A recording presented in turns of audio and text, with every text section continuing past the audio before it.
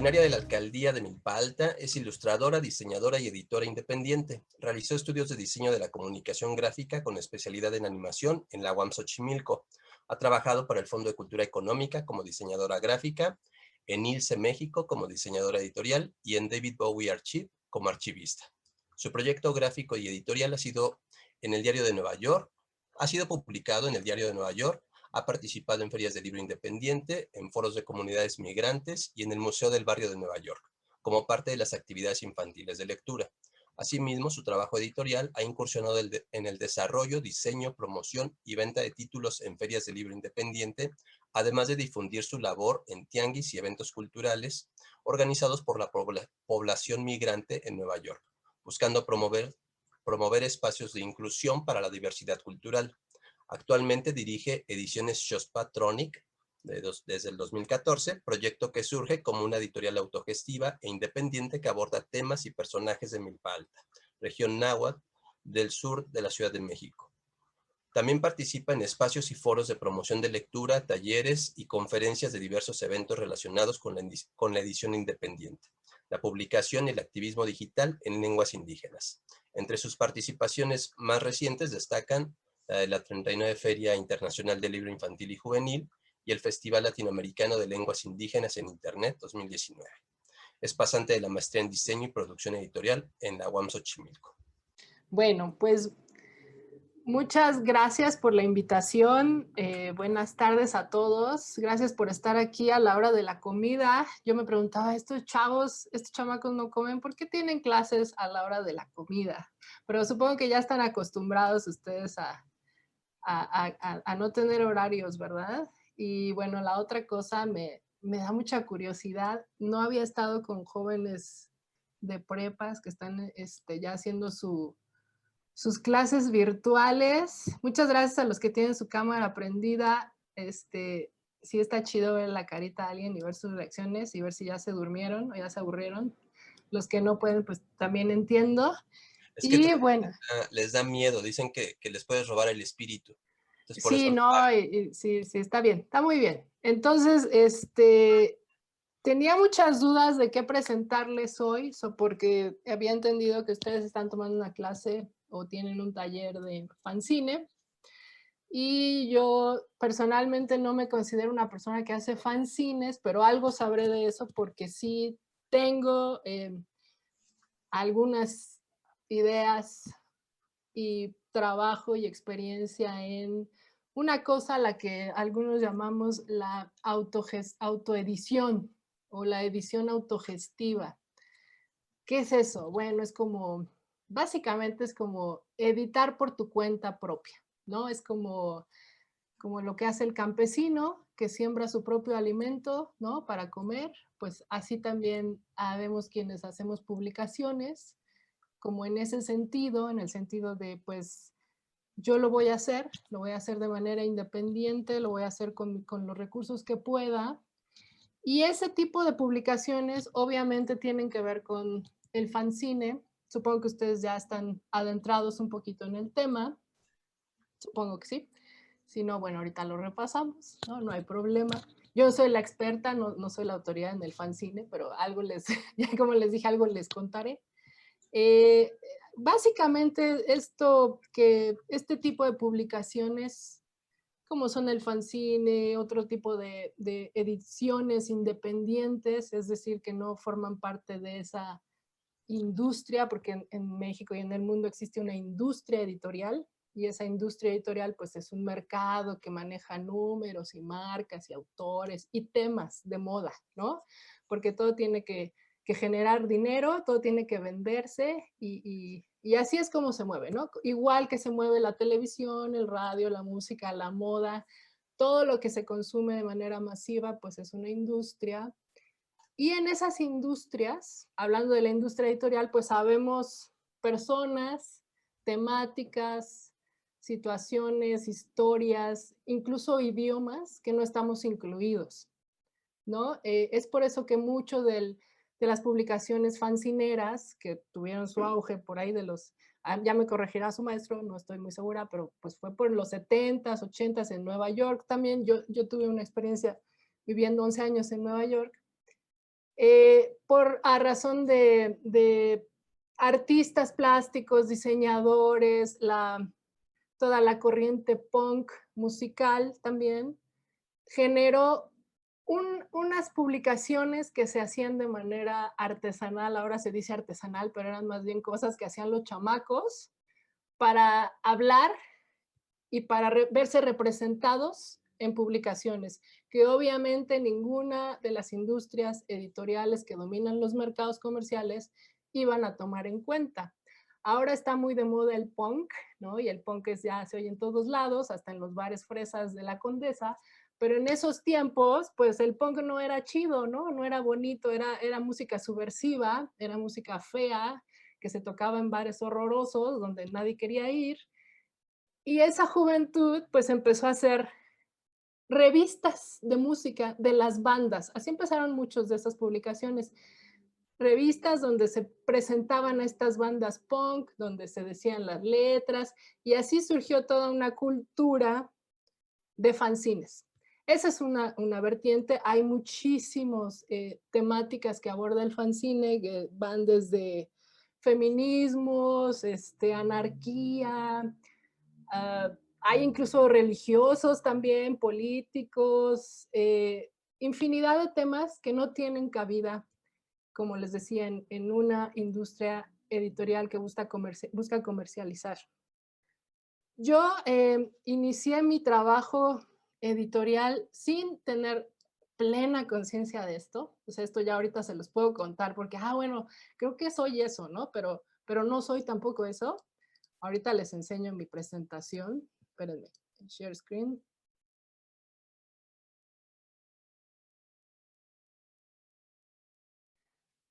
Bueno, preparé algo muy rápido ayer porque no sabía bien qué hacer con ustedes y se me ocurrió que yo hago muchas cosas, hago edición, hago ilustración, hago animación, hago activismo digital y todo lo que hago está enfocado en las lenguas indígenas y en las culturas originarias del sur de la Ciudad de México. Y eso lo hago porque yo soy originaria de esta región por una cuestión personal y que después les puedo ir contando.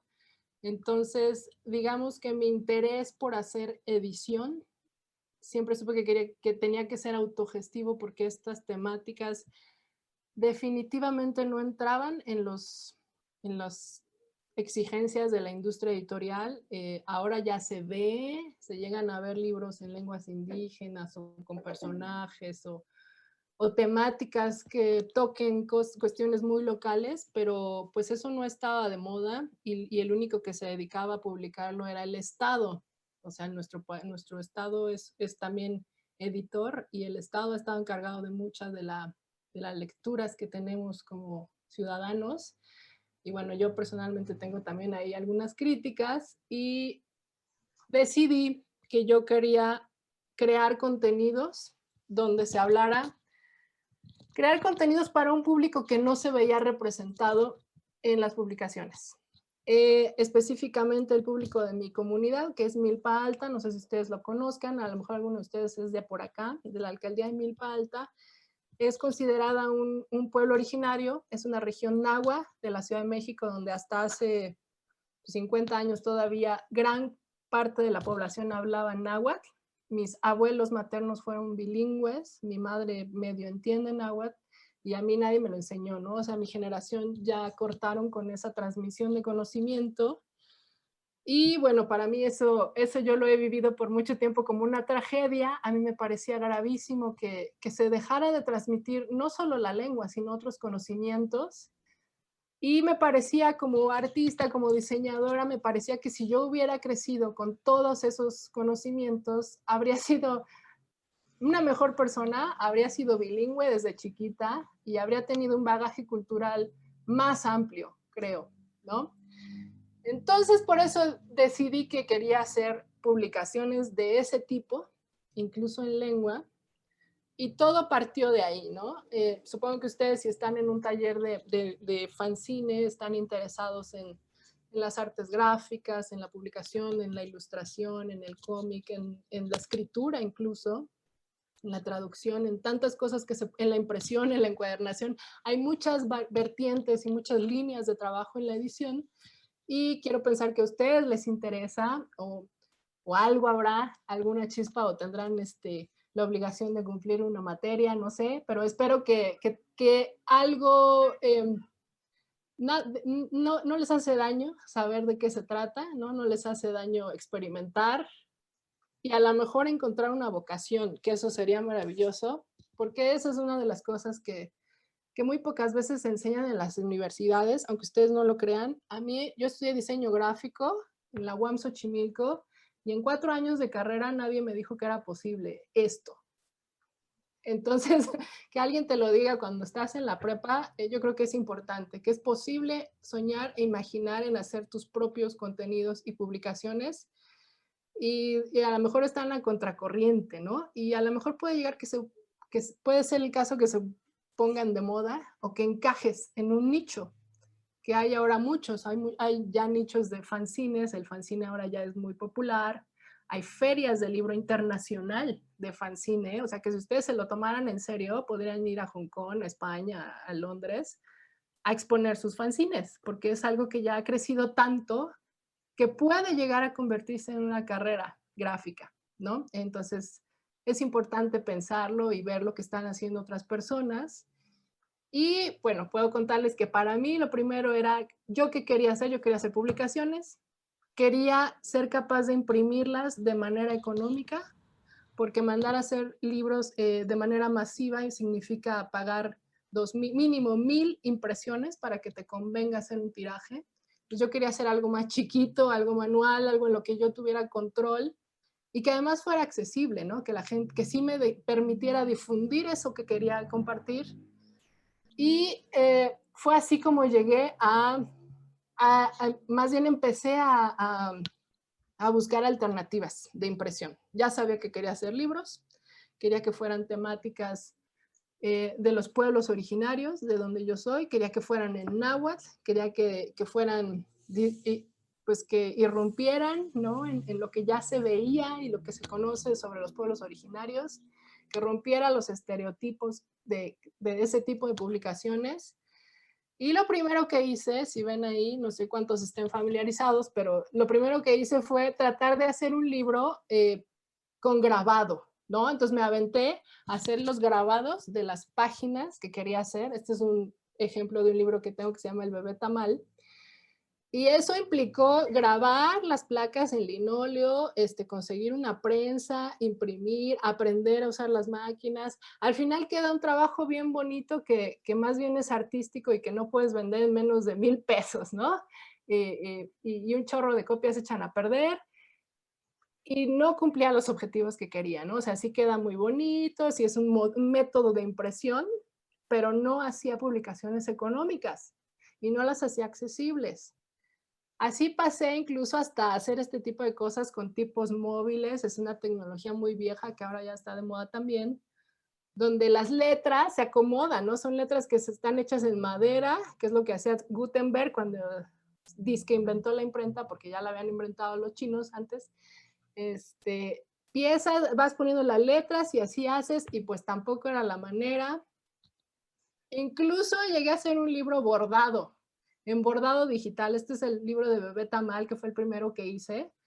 Y lo hice bordado, aprendí a usar el software, tenía la máquina y cada página está bordada, quedó muy bonito, padrísimo, pero pues nunca lo voy a poder vender, ni es accesible, ni es posible o sea, al final es un objeto de arte, ¿no? O un objeto de colección que no cumple lo que yo quería hacer. Y fue así que llegué a una cosa que se llama la risografía. No sé si ustedes sepan qué es eso, también se está poniendo de moda esa palabra. La risografía es una tecnología de los 80s, japonesa. En Japón se inventaron una máquina maravillosa que es como una fotocopiadora. Ustedes todos han visto una fotocopia, ¿no? Pones un original y te hace la copia, ¿no? Con el tóner. Pues la risografía, la máquina rizo es una máquina como fotocopia, pero en lugar de imprimir en negro, que es el tóner de las fotocopias, tú puedes elegir el color. Tiene unos cilindros con cartuchos y acepta colores que hasta son colores neón. Entonces tú puedes hacer una copia y te sale neón, y puedes hacer incluso, hay máquinas que llegan a imprimir hasta 2 tintas a la vez, o puedes ir haciendo juegos, y es algo así como una mezcla, dicen que es el hijo pródigo, el hijo de la serigrafía y las fotocopias. Así como salen las serigrafías que son un solo color a la vez, pero la risografía te deja hacer eso. Hay máquinas en México todavía, estas máquinas llegaron en los 80s a México y se usaban en las primarias, en las iglesias y en las oficinas de gobierno para hacer copias. Y al final la tecnología se volvió como obsoleta, las abandonaron, llegó Xerox con sus fotocopias y las desplantó. Y en los 2010, 2008 los diseñadores las rescataron y dijeron, están re bonitas, las vamos a usar, y las usan ahora para hacer fanzines y libros de arte. Yo la descubrí por ahí del 2014 en un taller justo de publicaciones económicas, decía taller de publicaciones económicas, y yo dije, eso es lo que quiero hacer, yo quiero publicaciones económicas. Descubrí la máquina y esto es lo que empecé a hacer. Empecé a hacer libros ilustrados con información. Si ven, solo llevan 2 tintas. Esto es algo que se hace ahí en esa máquina. Se hacen separaciones de colores, llevan un trabajo de archivos, pero es una cosa que tú puedes hacer manualmente en una tarde, ¿no? Entonces, como ya tenía muy desarrollado lo que quería hacer, tenía todos los diseños, toda la información, así quedó el trabajo. Y bueno, les estoy mostrando. Este es otro tipo de formato. Este es un libro que queda en chiquitito, pero lo imprimes en una hoja grande y vas haciendo tus diseños. Y bueno, ya ven, ahí voy armando mis hojitas en grapas. Esta es la máquina. Si ven, no sé si logren a ver, pero esa es como la bandeja de salida. Esta es la bandeja y así van saliendo, ¿no? Esta máquina incluso te deja hacer este tipo de impresiones ya manejando como cuatricomía, que es una clase de impresión que va a 4 tintas. Todas estas tintas son transparentes. Entonces, si saben algo de los colores, de la mezcla de colores, sabrán que amarillo y azul da verde, que rojo y amarillo da naranja. Entonces, así se preparan archivos y pueden salir cosas como esta en una máquina rizo. Les estoy mostrando parte del trabajo que ahí salió. Y bueno, estas eran, si ven, estos son textiles de milpa alta. Me interesaba mucho hacer como ejercicios gráficos. Y al final, pues acabé haciendo publicaciones. Si ven, hice varios libros. Todos fueron de edición limitada. Creo que fueron 100 copias de cada título. Y estas ideas pues surgieron de nada más de pensar en hacer publicaciones económicas, sencillas, accesibles. Estos son libros, por ejemplo, los de colorear son libros que pues cuestan 25 pesos, ¿no? Que un niño puede comprar. Y aquí pueden ver, ¿no? Normalmente las personas que hacen fanzine y este tipo de publicaciones siempre estamos involucrados en tianguis, en exposiciones, en ventas. Y hay un mundo, es un mundo que si a ustedes les interesa, pues pueden integrarse. Hay un montón de temas. Ay, perdón, está sonando mi teléfono. Hay un montón de temas que se pueden abordar.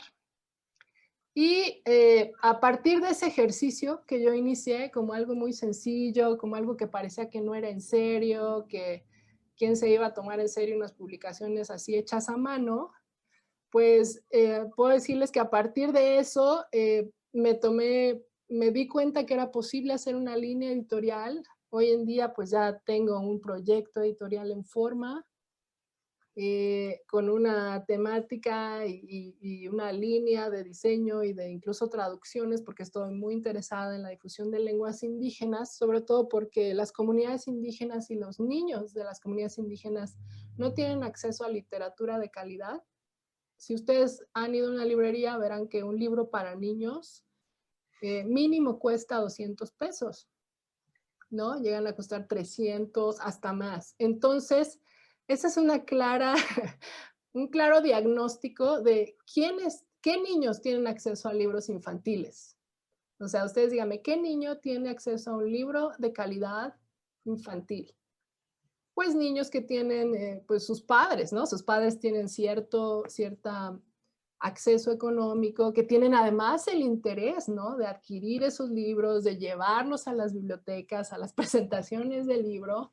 Y esa no es la realidad de muchísimos niños en nuestro país, ¿no? O sea, en nuestro país el acceso a la cultura y el acceso a publicaciones de calidad está marcado por la inequidad y está marcado por clasismos también, por cuestiones de que ahí solo va la gente elevada y solamente lee la gente intelectual. Y lo que yo hago, pues, apela a todo eso y es un esfuerzo por hacer accesibles publicaciones de calidad a los niños de los pueblos originarios.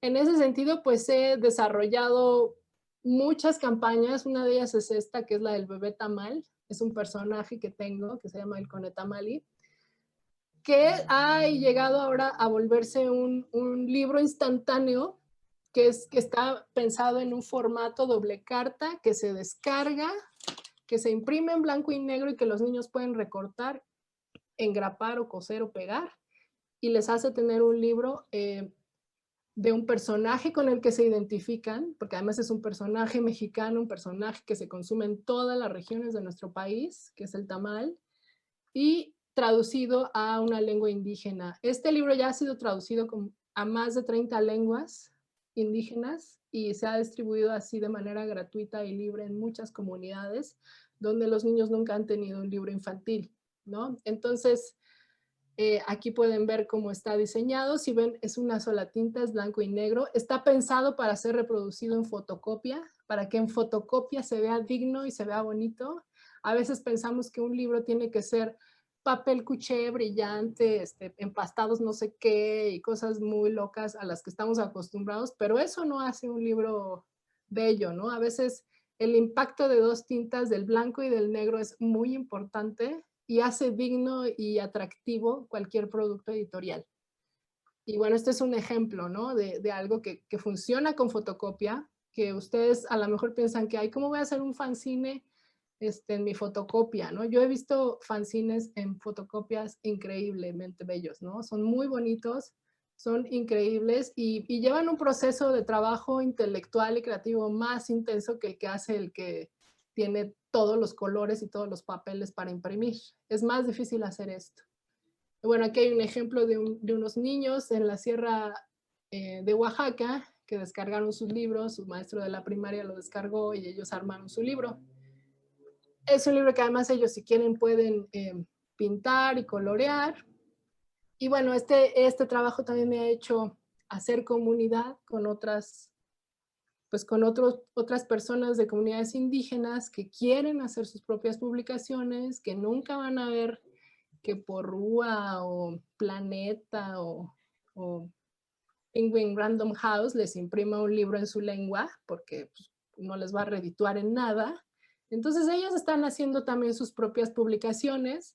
Este es un librito que el año pasado salió de un taller de editores comunitarios que tuve el gusto de impartir con ellos, con 5 agrupaciones de Oaxaca que todos hablan lenguas indígenas distintas. Y este fue lo que salió. Es un librito tamaño carta, así doblado, y que está pensado también para imprimirse en cualquier impresora, incluso salir en blanco y negro y fotocopiarse. Y como ven, los niños ya tienen libros en sus manos, en su idioma, libros que hablan de ellos, libros que están ilustrados, que son muy sencillos, muy económicos y que de otra manera no habrían llegado a sus manos. Y bueno, eso es lo que había preparado para ustedes hoy. Voy a regresar a su maestro al host, por si alguien se salió. Espérenme. Make host, ok. Y bueno, les sigo contando que eso era lo que les quería contar. Aquí tengo algunas de las publicaciones que hice. todas fueron al principio pues ensayos nada más gráficos. Esta es una historia, por ejemplo, de mi papá y de mi mamá, donde básicamente describo lo que ellos hacen, ¿no? Mi mamá hace de desayunar, mi papá tiene tales historias. Entonces, las posibilidades de una publicación de este tipo son pues inmensas, son muchas las cosas que pueden hacer, experimentar. Si ven solamente tiene 2 tintas.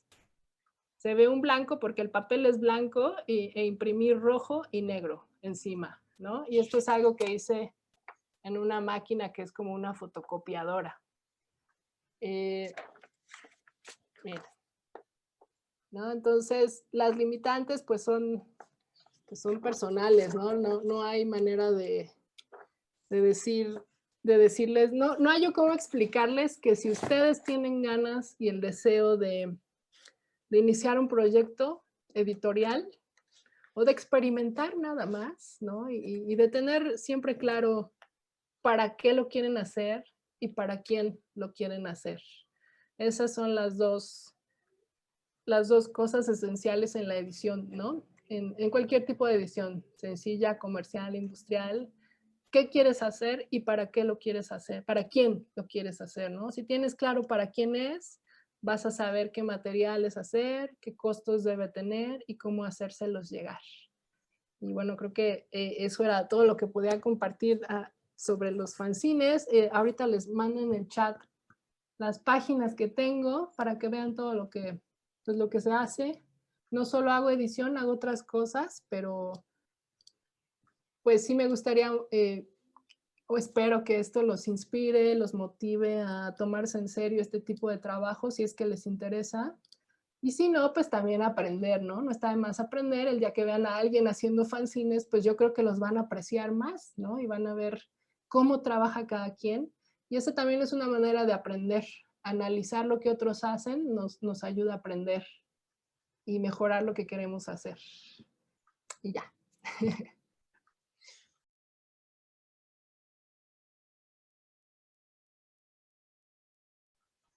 Bueno, tocaste muchos puntos, ¿no? La ignorancia de las autoridades, pues sí, es bien grande, ¿no? O sea, en las artes, pues sí. Y más el tema que yo manejo, las narrativas gráficas en lengua indígena o para los pueblos originarios, pues peor, ¿no? Están perdidos. Ahorita les mandé un link de un video justo de una feria del libro en lengua indígena del año pasado, donde se atrevieron, bueno, está bien, pero se atrevieron a decir que su temática era la narrativa visual en lengua indígena. Y yo dije, estos cuates sabrán qué es eso, ¿no? ¿Qué es la narrativa visual? Y conocerán a la gente. Y lo supe porque a mí me hablaron para preguntarme que quiénes eran los que hacían narrativa, ¿no? ¿Quién hacía como? Yo sí, pues el que había se murió, ¿no? Lo asesinaron, lo asesinó el narco, que es un señor de Chiapas, y hay otros, muy poquitos, ¿no? Pero no todos son indígenas, o sea, siempre son representaciones de fuera, que esa es otra cosa. O sea, desde los pueblos se está haciendo, casi no, ¿no? Se hace de afuera, siempre hay reinterpretaciones, y esa es una cosa que yo también por ahí traigo siempre en el discurso, ¿no? De, a ver, ¿quién nos escribe? ¿Qué tiene que ver con la identidad, ¿no? Lo que dijiste, o sea, ¿quién nos narra? Hablabas de la narrativa visual, que por qué llegué a eso. La narrativa visual es muchas cosas. La narrativa visual no es nada más, que es algo que también me he topado aquí mucho, y sobre todo con las instituciones de gobierno, que incluso para aplicar a una beca del FONCA, si tú dices que quieres aplicar a narrativa visual, entre los requisitos te piden que mandes los cómics que has hecho. Ese es el primer error. O sea, la narrativa visual no son los cómics. ¿Quién les dijo? O sea, es parte, es una variante de la narrativa visual. La narrativa visual es básicamente escribir con imágenes, hacer escrituras con imágenes, y no solamente son impresas, también pueden ser animadas, digitales, pueden ser videos, pueden ser ya se considera incluso el podcast una narrativa, no sé si visual, pero sí construye imágenes en tu imaginación. Entonces, la narrativa visual son muchísimas cosas más que lo impreso que el cómic, que la novela gráfica. También creen que la narrativa visual solo es novela gráfica. No es cierto. O sea, es muchas cosas. Y así están las cosas aquí, por ejemplo, desde las instituciones. Entonces, mi asunto con la narrativa visual, por ejemplo, puedo decirles que yo no sabía que eso era lo que quería hacer. Ni siquiera sabía que quería ser ilustradora. En México, en los años que yo estudié en la universidad o que tenía que escoger, yo sí desde muy chiquita quería hacer historias. Siempre quería contar historias, pero quería contarlas con dibujos. Y esa era mi onda, ¿no? Yo quiero hacer historias con dibujos. Y como pues estamos influenciados por la cultura que nos rodea, la única manera de contar historias con dibujos era o en cómics, en libritos ilustrados o libros para niños, o en animación, ¿no? Que también es contar historias con dibujitos. La animación también es narrativa visual. Entonces, en esos años no existía, y todavía no existe que yo sepa, creo que ya apenas se inauguró una carrera de ilustración, pero no existe la carrera de ilustración en México. O sea, los que llegamos a hacer ilustración lo hacemos porque estudiamos artes visuales o diseño gráfico o arquitectura. O sea, hay gente que involucrada en las artes gráficas que decide irse por esa línea, pero no hay una profesión tal cual como sí existe en otros países. Y la narrativa visual, también hay carreras, hay licenciaturas, maestrías y doctorados en narrativa visual. En nuestro país no existen tampoco. Entonces, cuando yo les conté hace rato, yo viví mucho tiempo en el extranjero, viví un año en el Reino Unido y 11 en Nueva York. Cuando llego a Nueva York es cuando descubro, o sea, ya siendo profesionista y diseñadora, y ya medio que sabía que quería ilustrar, descubro una cosa que se llama Character Design, que es una especialidad de la narrativa visual. Ay, ¿qué es eso, no?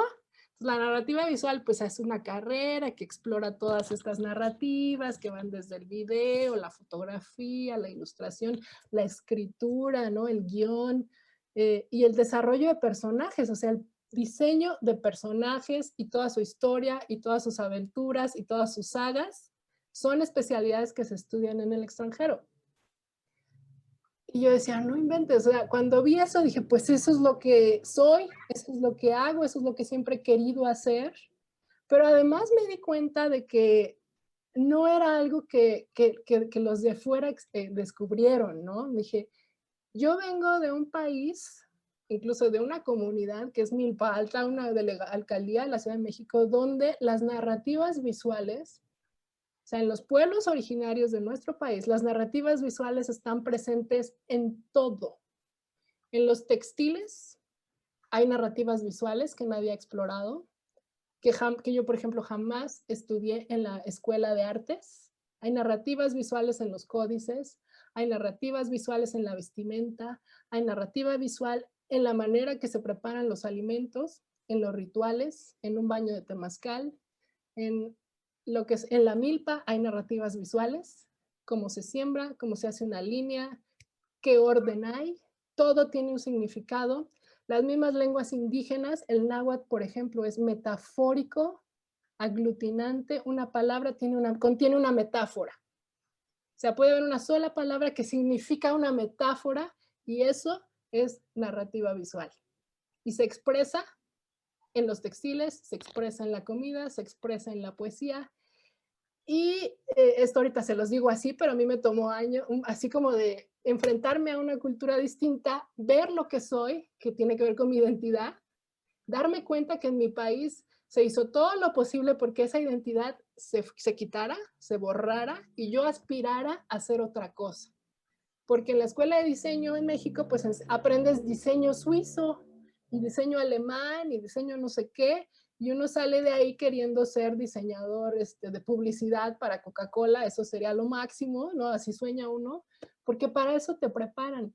Nadie te prepara para darte cuenta de que tu bagaje cultural y tu identidad ya trae esa carga cultural y todos esos abecedarios de narrativas visuales incluidos. Por eso muchos mexicanos cuando salen son exitosos O sea, somos artistas por eso, porque hay narrativas visuales que las tenemos aquí incrustadas. Los mismos rótulos de la Ciudad de México lo son. Todo lo que se ve, todo eso son narrativas y construyen nuestro bagaje cultural. Entonces, pues yo en ese trabajo pues de intelectualizar, si quieren intelectualizar lo que hago y justificarlo y entender cómo ir desarrollando lo que hago, pues he llegado a esas conclusiones, ¿no? De que el bagaje, de que las narrativas visuales han existido en nuestro país siempre, desde antes que llegaran los españoles, ¿no? Desde que nos invadieran han existido narrativas visuales, las tenemos presentes, siguen vivas y no todos volteamos a verlas. A partir de esas reflexiones es que yo he retomado mi identidad como un ejercicio personal, como una deuda, como deudas, heridas y huecos que yo tengo que ver cómo restauro, porque yo esas pérdidas pues las he vivido como un drama muchas veces y porque me preocupa que la juventud y la infancia, sobre todo la infancia de mi pueblo, donde todavía se ven esas cosas vivas, se pierden, ¿no? Se diluyen con la modernidad y con el aspirar a algo, a hacer algo que no somos. Entonces, pues creo que más o menos era lo que quería decir sobre la identidad y la narrativa gráfica, que es mucho más amplia de lo que pues todavía se ha analizado, creo. Okay.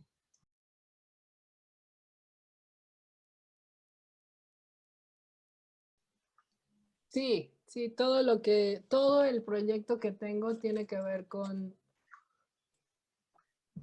primero con romper estereotipos asignados a los cuerpos, a las representaciones y al tipo de cosas que se hacen sobre los pueblos originarios, sobre los pueblos indígenas. Si te das cuenta, muchos de las representaciones gráficas de lo indígena, pues están súper marcadas de racismo, ¿no? Y de clasismos, incluso promocionadas por el mismo Estado. Nosotros crecimos con libros de texto donde se nos enseña una cosa llamada las castas, donde desde niños nos enseñan que hay una escala de valor de acuerdo a tu color. Eso es horrible. Y esa es una de las cosas que a mí me interesa.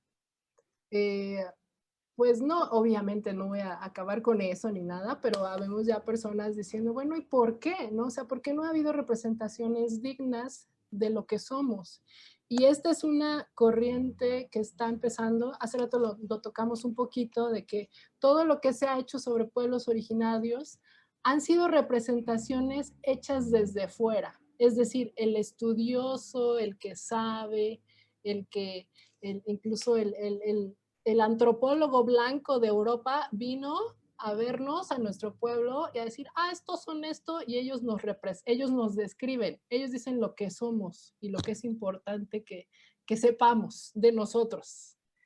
Entonces, habemos ahora personas que decimos, a ver, ¿no? Yo soy de aquí y desde los pueblos vamos a empezar a representarnos nosotros mismos y a escribir nuestra propia historia, porque la historia oficial que escribieron todas esas academias y el gobierno no nos representa con dignidad, ¿no? Al contrario, nos ha hecho para abajo, ¿no? Y ha hecho que muchos niños y jóvenes de los pueblos originarios pues aspiren a no ser eso. Porque ¿quién quiere ser eso? ¿No? ¿Quién quiere ser esa cosa de la que todos se burlan?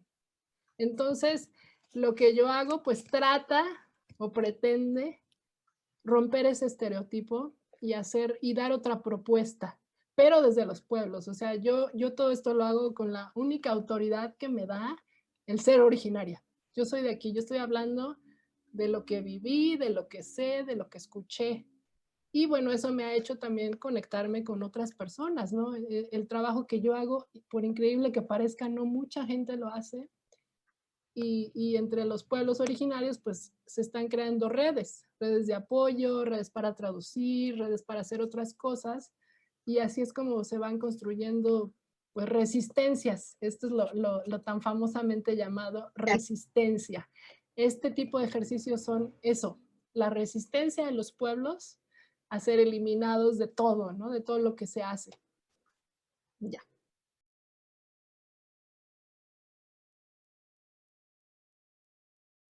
Sí, bueno, en el caso de, primero es un idioma, ¿no? Es un idioma que tiene el mismo valor que cualquier otro idioma. Y somos un país con 69 idiomas. No todos los países del mundo pueden decir eso. Incluso los países como el Reino Unido tienen como 4, ¿no? Estados Unidos, pues ahora tiene por su población migrante. Pero eso, para empezar, es una riqueza cultural que por cuestiones políticas se ha tratado de extinguir, ¿no? En México se impuso una lengua universal, y lo primero que hace es que atenta contra la riqueza cultural de un lugar. La segunda es que un idioma no es nada más, es algo que se desarrolló en muchos años, que contiene sabiduría, como les decía, el náhuatl, por ejemplo, contiene metáforas, contiene un montón de conocimiento que incluso está relacionado con estaciones del año, con astronomía, con la manera en que se sana, con la manera en que uno se alimenta. Y si tú pierdes esa lengua, pierdes tu relación y tu conexión con el entorno. Eso yo sí se los puedo decir que en Milpa Alta, si un niño no aprende la lengua y no aprende toda la sabiduría que trae y los mensajes, las metáforas que contiene la lengua, que siempre están relacionadas con el medio ambiente, es muy difícil que le expliques que un árbol es importante, o que el agua es importante, o que no debe tirar basura. Porque ya ese tipo de relación que existía se rompió también con la pérdida de la lengua, y con ella también un montón de saberes y conocimientos válidos, que eso ahorita estamos hablando de arte, pero cuando toda esa estrategia para eliminar a los pueblos originarios, que partió primero de prohibirles hablar su lengua, eso significó prohibirles ser ellos mismos, ¿no? O sea, ustedes imaginen que ustedes hoy les digan, pues ya llegó, este ejemplo se lo doy a los niños, es muy práctico para explicarles. Resulta que hay un país de naranjas. En el país de naranjas, pues todos hablan el lenguaje naranja. Y un día llegan las manzanas y dicen, no, pues ¿saben qué? Aquí ya va a ser el país de las manzanas. Y desde ahorita mismo todos son manzanas. Y me dejan de hablar el lenguaje naranja, todos vamos a hablar el lenguaje manzana. Y eso fue lo que pasó en México. Se perdió la identidad, somos naranjas queriendo ser manzanas, ¿no? Y todo lo que las naranjas sabían de ellas mismas se borró, porque ahora son manzanas, aunque no parezcan, aunque no recuerden que eran, hay naranjas que ya no se acuerdan que eran manzanas, hay manzanas, naranjas que no se acuerdan que eran naranjas, ellos creen que son manzanas, ¿no? Y eso está pues en nuestro aspecto físico, en el color de nuestra piel, en el nombre de nuestras calles, del metro, de los alimentos que consumimos.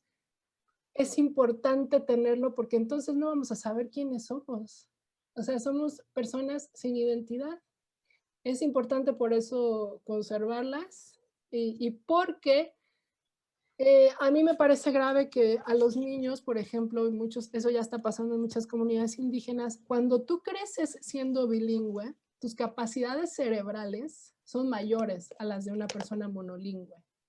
Entonces, prohibirle a las comunidades indígenas hablar sus lenguas, todos son bilingües, todos hablan lengua, y los que van a la escuela aprenden español además. Es decir, que su capacidad cerebral y de procesamiento es elevada. Y prohibirles hacer eso no es hacerlos más inteligentes, es pues quitarles una riqueza. Entonces, en este sentido, para mí, pues es una protesta, es un acto político, es un acto de decir no, ¿no? O sea, ¿por qué nos quitaron eso? Y órale, nos lo quitaron, pero ¿qué creen? Que no se ha acabado, y aquí habemos necios que seguimos trayéndolo, nada más para recordarles que no van a poder con eso, ¿no? Y para que los niños sigan aprendiendo. Como se aprende inglés o francés o italiano, pues también se puede aprender una lengua indígena, No sé si ustedes saben, pero en las universidades de Alemania se imparte náhuatl, en Japón se aprende náhuatl, en Estados Unidos en las universidades se aprende náhuatl. Hay carreras de traducción, de escritura, entonces no es algo que no sirva de nada. Es algo que en México se ha despreciado y deberíamos pensar por qué se ha despreciado y por qué otros países lo valoran, ¿no? Porque es importante. Se pueden construir carreras de esto, se pueden conseguir becas. Si ustedes hablan una lengua indígena, es más fácil que consigan una beca si hablan inglés. Todos hablan inglés, pero nadie habla náhuatl o mije. Nadie hace traducciones, correcciones de estilo, lecturas en voz alta. Entonces, si lo quieren ver desde ese lado, es conveniente. Es una carrera que no existe y que muy pocos están tomando en serio, excepto los extranjeros.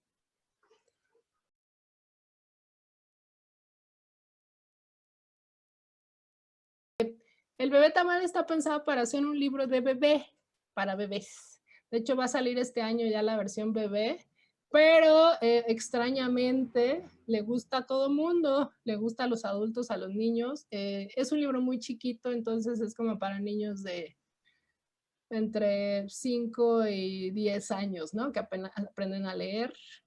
Y ya, ahora sí, me querían preguntar.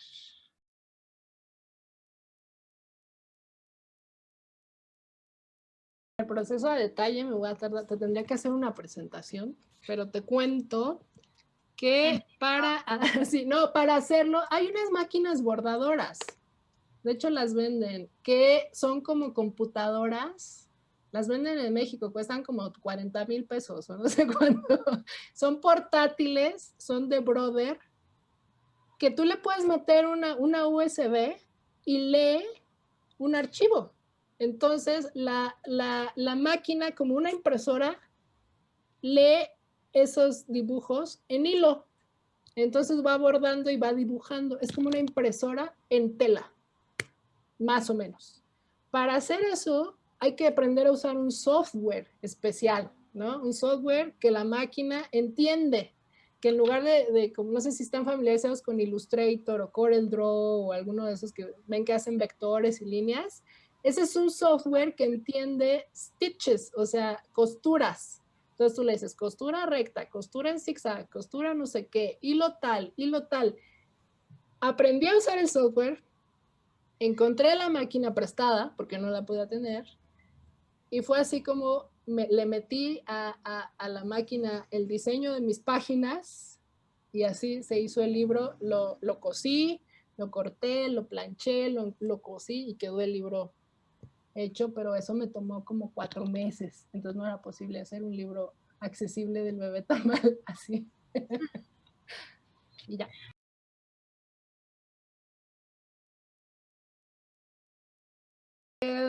Todos tuvieron su grado de complejidad. De hecho, a mí me faltó poner serigrafía, también hice libros en serigrafía. Creo que el más difícil fue el bordado. Sí, difícil porque me tomó mucha... O sea, aprender primero a usar un software, conseguir la máquina, hacerlo, y luego ya que lo tienes hay que coserlo, ¿no? Y pensar también cómo funciona. Ese fue el que más trabajo me costó. Y los que son en serigrafía también, porque tenía que echar a perder muchas hojas y luego tuve que aprender a encuadernar también, y también salía muy caro. Entonces, creo que esos dos fueron los más difíciles.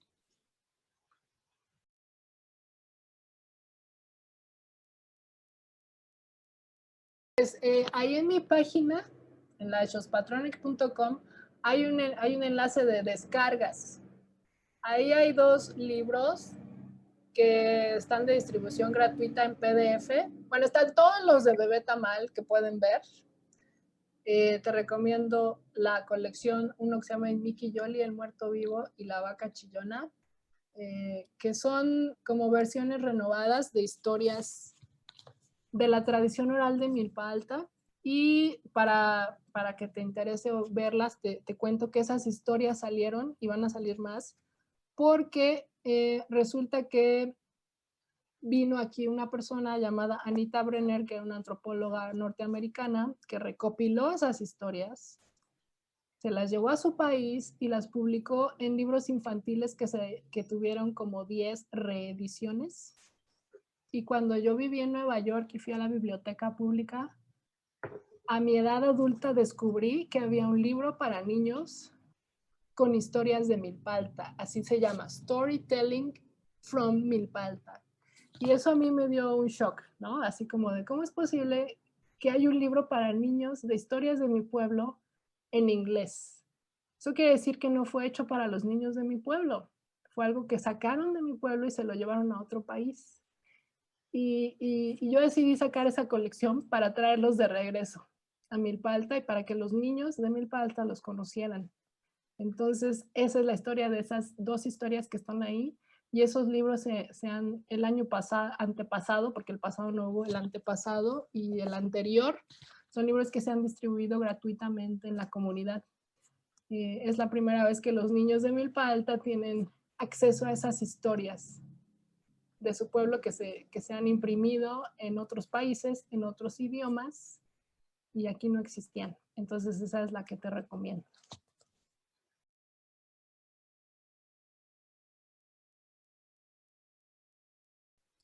Sí, ese personaje, el Nopalitronic, es un adolescente. Es un títere que habla náhuatl y de hecho es un personaje que hice para justamente hablar sobre el racismo y la discriminación que sufren los niños y jóvenes originarios. El Nopalitronic tiene una duda existencial, no sabe por qué la gente le dice que tiene cara de nopal. Él es un nopal y no entiende que tiene de malo tener cara de nopal. Ustedes saben qué clase de insulto es ese. Entonces, si lo ven, es un personaje súper tierno y lindo, y ese es su cuestionamiento. ¿Por qué dicen que tiene de malo tener cara de nopal? Entonces, eso no ha avanzado. Ojalá un día podamos hacer, sería súper chido hacer un libro o una serie, pero por ahora él hace lecciones de náhuatl. Tiene en el canal de YouTube que tengo, búsquenlo así, Shows Patronic, ahí él sale dando lecciones de náhuatl.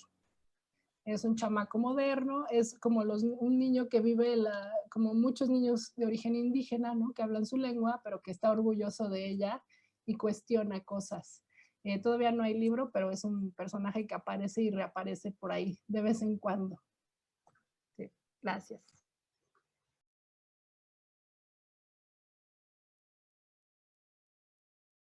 Bueno, mi libro favorito es El bebé tamal, porque es el primer personaje que hice y porque me ha dado muchas satisfacciones, sobre todo porque desde que lo hice y saqué el primer librito, yo cuando lo saqué estaba en Nueva York y allá los libros los presentaba mucho con la comunidad migrante mexicana. Allá hay muchos niños, hijos de migrantes que viven allá y que muchos de ellos ya ni hablan español, hablan inglés. Muchos de ellos son hijos de indígenas que hablan sus lenguas y que no les han enseñado sus lenguas ni el español. Y de alguna manera me identificaba con ellos, ¿no? Porque también ni son gringos, ni son mexicanos, y el rollo identitario es también un tema para ellos, como lo es para muchos de los jóvenes y niños que crecimos en pueblos originarios, que cuando vamos a la ciudad, pues sabemos que no somos citadinos, pero tampoco somos del pueblo, pero somos como modernos, pero no. Y ese personaje, cuando yo lo llevé a las ferias del libro donde llegaban esos niños, me impresionó cómo llegaban y se acercaban como moscas a verlo. Y lo identificaron de inmediato. O sea, supieron que era un tamal, porque en sus casas, a pesar de no hablar español y hablar inglés y ser gringos, se siguen haciendo tamales en el cumpleaños, en las fiestas. Esa es una cosa identitaria muy fuerte, ¿no? Entre los mexicanos y latinos. Entonces, ver cómo había sido capaz de crear un personaje que despertara eso, me llenó mucha satisfacción. Incluso saber que en otros países de Latinoamérica también ha impresionado y los impacta, porque pues no existían, por increíble que parezca, los personajes de origen mexicano, como por ejemplo Speedy González o Dora la Exploradora, nos han hecho personas que no son mexicanas, mucho menos indígenas, ¿no? Los han hecho, son representaciones de lo que alguien más cree que somos.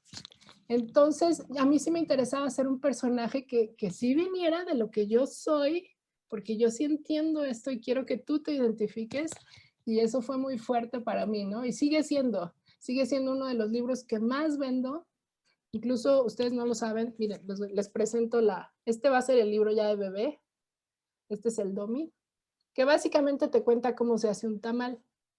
Y este libro tiene un juguete, o sea, yo tengo un juguete que se llama el bebé tamal, y es maravilloso porque también a los niños les encanta y es un bebé, ¿no? Y lo envuelves en su hojita de tamal y tiene que ver con la soberanía alimentaria, ¿no? Con la milpa, con recetas, con la comunidad, con hacer, con festejo, con cosas incluso lúdicas, ¿no?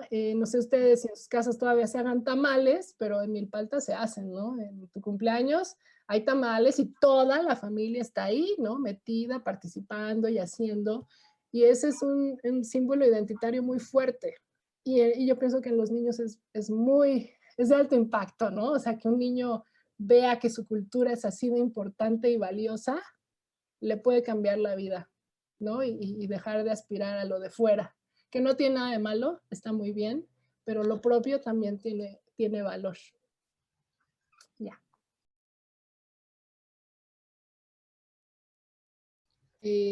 Bueno, al final, también contarles que este tipo de trabajo no está peleado con lo económico, es posible. La edición, de una vez les digo, la edición no te vuelve rico ni da para vivir así. No creen que los que hacen libros hacen mucho dinero, a menos que hagas tirajes de 20,000 libros, ¿no? Y seas una gran empresa. Da otro tipo de satisfacciones, pero es posible comercializar, es posible que este tipo de trabajos, que aunque parezcan subversivos o ajenos, eh, o sea, no piensen que no, que es algo, sobre todo, ¿no? Que se piensa que el trabajo de las artes es un trabajo sufrido en el que vas a estar siempre sin dinero, ¿no? Y eres un romántico, no sé qué. No, ¿no? O sea, es posible vivir bien, vivir dignamente. No está peleado con el dinero tampoco, ¿no? Yo tengo una visión social y una cosa muy clara de la labor social que tienen que hacer las editoriales, ¿no? Sobre todo porque mucho de lo que yo hago en las publicaciones tienen que ver con conocimientos compartidos de la comunidad, y yo no, siempre les digo, yo no regalo libros, yo los devuelvo. Nosotros hacemos un trabajo de devolver lo que se nos compartió, se comparte, porque aquí estamos acostumbrados a eso, ¿no? Aquí los pueblos originarios todavía practicamos eso, ¿no? El compartir, el intercambiar, el dar, es parte de nuestra manera de vivir, pero no por eso está peleado con lo económico, ¿no? Con pensar incluso en hacer un negocio, ¿no? O sea, ustedes no piensen que esto es idealista o romántico, sepan que si se lo toman en serio, se preparan, practican, ¿no? Esto ustedes que vieron, todo este trabajo que vieron, no lo hago yo porque soy yo, ¿no? Ay, me salió mágicamente. No, a nadie le sale mágicamente esa chamba. Eso es algo que se hace, como cuando quieres ser atleta, ¿no? Y quieres correr una carrera, pues te entrenas. Esto también es entrenamiento. Si ustedes están interesados, tomándoselo en serio, no solo para esto, para cualquier cosa que quieran hacer y dedicarse, es bueno prepararse, entrenarse, tomárselo en serio, hacerlo lo mejor posible y no pensar en las cosas rápido, ¿no? O sea, esto toma tiempo que se va de volada y los frutos siempre se cosechan. Siempre, eso sí se los puedo asegurar. Y creo que ya es todo. Muchas gracias por la invitación. Okay. A mí, por ejemplo, me interesa mucho que esto se divulgue, ¿no? Sobre todo la gente que esté interesada en hacer ediciones, pues si a ustedes les interesa, pueden acercarse. Los editores parecen ser personas muy serias, pero son personas muy generosas, la gran mayoría, no todos, pero los independientes sí son generosos. Yo creo que si ustedes quisieran meterse de aprendiz con alguien, no desperdiciarían el tiempo. Entonces, eso es un consejo que les doy porque a mí nadie me lo dijo cuando iba en la prepa ni en la universidad. Nadie me dijo que era posible pedir ayuda y aprender con alguien que ya sabe hacer las cosas. Entonces yo se los digo porque es posible. Hay gente, siempre hay gente que está dispuesta a explicarles, a ayudarles, a darles ideas, a darles comentarios, ¿no? Entonces sepan que pueden hacerlo. Y ya. Ok.